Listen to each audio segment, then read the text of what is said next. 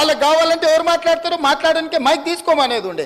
ఆయనకి ఇవ్వద్దనే అధికారం ఒక సహచర సభ్యుడికి 30 ఏళ్ళ నుంచి ప్రజా జీవితంలో ఉండి ఈ హైదరాబాద్లో ఆసిఫ్ నగర్ నుంచి మొదలు పెడితే ఖైరతాబాద్ వరకు ఎన్నో పర్యాయాలు ఎమ్మెల్యేగా మంత్రిగా ఎన్నికైన ఆయనను వద్దనే అధికారం వాళ్ళకి ఎక్కడ ఉంది అధ్యక్ష?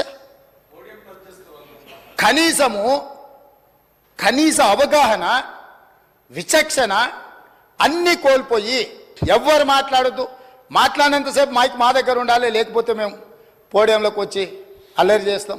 ఏం పద్ధతి అధ్యక్ష? మేము కూడా ఓపికగా చూస్తున్నాం అధ్యక్ష. నాకు కూడా తెలుసా అధ్యక్ష ఈ సభలో ఏం జరిగిందో. కోమటిరెడ్డి వెంకటరెడ్డి గారు, సంపత్ కుమార్ గారు సభ్యత్వాలు ఎట్లా రద్దు అయిపోయినా మీరు చూసిరు కదా అధ్యక్ష. ఆ పని చేయలేమా? మీరు తమరు చేయరా? ఏముంది అల్లరి చేస్తే? ఒక 1/2 డజన్ మందిని రద్దు చేసినాం అనుకో అధ్యక్ష, బుద్ధి వస్తుంది. ఇంకోటి ఎవడానికి రావాలంటే వెనక ముందు ఆలోచన చేయాలి. మరిన్ని ఇంట్రెస్టింగ్ వీడియోస్ కోసం మా ఛానల్ని సబ్స్క్రైబ్ చేసుకోండి. వీడియో నచ్చితే లైక్ చేయండి, షేర్ చేయండి.